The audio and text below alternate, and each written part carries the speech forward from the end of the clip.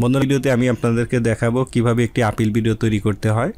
বন্ধুরা স্বাগত জানাচ্ছি আপিল ভিডিওর তৃতীয় পর্বে। আপিল ভিডিওর তৃতীয় পর্বে যা থাকছে, আমরা কিভাবে একটি আপিল ভিডিওকে তৈরি করব, আমরা ইন্ট্রোতে কয় মিনিট ব্যবহার করব, আমাদের চ্যানেলের ডিসক্রিপশানে কতটুকু ব্যবহার করব, আমাদের এডিটিং কতটুকু দেখাবো, আমরা একটা আপিল ভিডিওকে কিভাবে মেক করব, এই টোটাল বিষয়টি নিয়ে এই তৃতীয় পর্বটি সাজানো হয়েছে। আশা করি আপনারা এই তৃতীয় পর্বটি খুবই গুরুত্ব সহকারে দেখবেন। তো আমরা যখন একটি আপিল ভিডিও তৈরি করব, ধরুন আমরা 5 মিনিটের একটি আপিল ভিডিও তৈরি করব, সেইখানে আমরা ইন্ট্রোতে কী বিষয় উল্লেখ করব, তারপর দ্বিতীয় পার্টে আমরা কী বিষয় উল্লেখ করব এবং ভিডিও শেষের দিকে আমরা কী বিষয় উল্লেখ করব, এই টোটাল বিষয়টি আমি আপনাদেরকে একদম হাতে কলমে দেখিয়ে দেব। প্রথমেই আসা যাক, আমরা যে আপিল ভিডিওটি তৈরি করব সেটি কি ফেস ক্যাম ব্যবহার করতে হবে নাকি আমরা ভয়েস ওভার ব্যবহার করতে পারবো। সো আপনি যে চ্যানেলটির জন্য আপিল ভিডিও তৈরি করছেন সেই চ্যানেলে যদি আগে থেকে আপনি ফেস ক্যাম ভিডিও আপলোড করে থাকেন, তাহলে আপনাকে অবশ্যই ফেস ক্যাম আপিল ভিডিও তৈরি করতে হবে। আর যদি আপনি যে চ্যানেলের জন্য আপিল ভিডিও তৈরি করবেন সেই চ্যানেলে আগে থেকেই শুধুমাত্র ভয়েস ওভার ভিডিও আপলোড করে থাকেন, তাহলে আপনার সেই চ্যানেলের জন্য ভয়েস ওভার ভিডিও তৈরি করলেও আপনি করতে পারবেন, তবে ফেস ক্যাম ভিডিও ব্যবহার করাটাই বেটার। মোট কথা হচ্ছে, আমরা যে চ্যানেলের জন্য আপিল ভিডিও তৈরি করব সেই চ্যানেলে যদি আমরা ফেস ক্যাম ভিডিও আপলোড করে থাকি, তাহলে আমরা আপিল ভিডিওটি ফেস ক্যাম ভিডিও তৈরি করব। আর আমরা যদি সেই চ্যানেলে শুধুমাত্র ভয়েস ওভার ব্যবহার করে থাকি, তাহলে আমরা আপিল ভিডিওটিও শুধু ভয়েস ওভার দিয়ে তৈরি করতে পারবো। এরপর আপনি যে দৈর্ঘ্যের আপিল ভিডিও তৈরি করবেন, প্রথমত সেই ভিডিওকে আপনি 3টি ভাগে বিভক্ত করবেন। প্রথম ভাগ হচ্ছে ইন্ট্রো, দ্বিতীয় ভাগ হচ্ছে আপনার চ্যানেলের যে ড্যাশবোর্ড রয়েছে সেটিকে স্ক্রিন রেকর্ডের মাধ্যমে আপনাকে তুলে ধরতে হবে, এবং তৃতীয় পার্টে হচ্ছে আপনার এডিটিং প্রসেসিং, অর্থাৎ আপনি কি এলিমেন্টস ইউজ করেন, কিভাবে ভিডিও এডিট করেন, আপনি পিসিতে এডিট করেন নাকি মোবাইলে এডিট করেন, এই প্রসেসিংগুলোকে আপনাকে শর্টলি দেখাতে হবে। এখন আপনি ইন্ট্রোতে কি বিষয় উল্লেখ করবেন। প্রথমেই আসসালামু আলাইকুম, hi YouTube team, hello YouTube team. আপনি হাই হ্যালো যেটাই বলেন না কেন, আপনি হাই হ্যালো দিয়ে শুরু করলেন।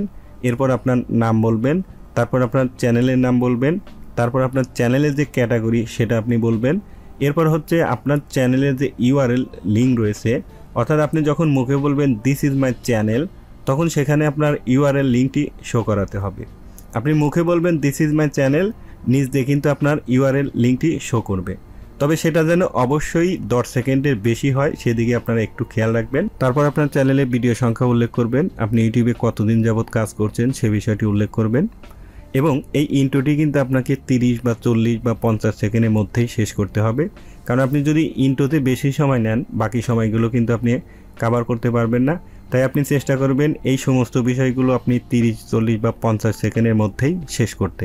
এখন ভিডিও এডিটিংয়ের দ্বিতীয় পার্টে আপনি স্ক্রিন রেকর্ডারের মাধ্যমে ইউটিউব টিমকে আপনার চ্যানেলের ড্যাশবোর্ডে নিয়ে যাবেন।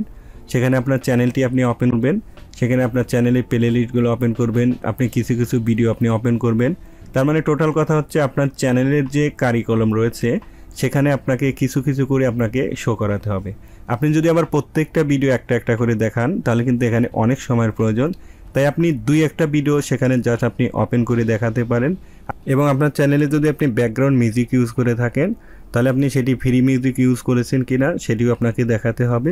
আর আপনি যদি ইউটিউব লাইব্রেরি থেকে মিউজিক ইউজ করে থাকেন, সেটিও আপনি এক নজরে দেখাতে পারেন যে আপনি কোথায় থেকে সেগুলোকে ডাউনলোড করে আপনার ভিডিওতে ইউজ করেছেন। তাছাড়া আপনাদের যদি রোস্টিং বা অন্যান্য চ্যানেল হয়ে থাকে, আপনারা যদি অন্য চ্যানেলে কোনো ভিডিও ফুটেজ আপনার চ্যানেলে ব্যবহার করে থাকেন, সেটি আপনি ফেয়ার ইউজ মেনেই ব্যবহার করেছেন, সেটি কিন্তু ইউটিউবকে উল্লেখ করতে হবে।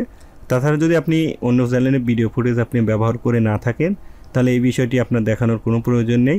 আর যদি আপনি ইউজ করে থাকেন, সেটি যে আপনি ফেয়ার ইউজের আন্ডারে ইউজ করেছেন সেটি কিন্তু করতে হবে। আর এই সমস্ত বিষয়গুলোই কিন্তু আপনাকে 3 মিনিটের মধ্যে রাখার চেষ্টা করতে হবে। এবং ভিডিও এডিটিংয়ের তৃতীয় পর্বে আপনি কি এলিমেন্টস ইউজ করেন, আপনি কিভাবে ভিডিও এডিট করেন, আপনি পিসিতে করেন নাকি মোবাইলে করেন, এবং মোবাইলে এবং পিসিতে করলে আপনি কী ধরনের সফটওয়্যার ইউজ করেন, অ্যাডোবি প্রিমিয়ার প্রো অথবা কাইনিমাস্টার, আপনি যেটাই ইউজ করেন না কেন এতে কোনো সমস্যা নেই, শুধুমাত্র আপনি যেটাই ইউজ করেন সেটাকে আপনাকে একটু দেখাতে হবে।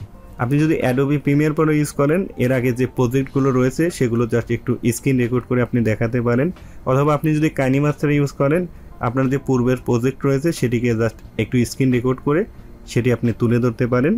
বন্ধুরা, আমি আপনাদেরকে আপিল ভিডিওর প্রথম পর্ব, দ্বিতীয় পর্ব এবং তৃতীয় পর্বে যে প্রসেসগুলো দেখিয়েছি, আপনি যদি এই প্রসেসগুলোকে ফলো করে একটি আপিল ভিডিও তৈরি করে সেটিকে সাবমিট করেন, আশা করি আপনার মনিটাইজেশনটি আপনি ফিরে পাবেন।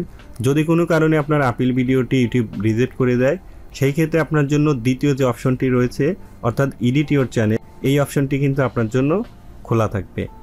সেখানে আপনার চ্যানেলে কিছু ভিডিও এডিট, কিছু ভিডিও ডিলিট অথবা আপনার চ্যানেলের কিছু সেটিং ঠিক করে সেটিকে কিন্তু আবার 30 দিন পরে আপনি রিঅ্যাপ্লাই করতে পারবেন। এরই সাথে সাথে সবাইকে ধন্যবাদ জানিয়ে ভিডিওটি শেষ করছি। ভিডিওটি যদি ভালো লেগে থাকে এবং আজকের এই ভিডিও থেকে যদি আপনি উপকৃত হয়ে থাকেন তাহলে একটা রিকোয়েস্ট করব, প্লিজ চ্যানেলটিকে সাবস্ক্রাইব করে আমাদের পাশেই থাকুন। দেখা হবে নেক্সট কোনো ভিডিওতে। টেক কেয়ার, আল্লাহ হাফেজ।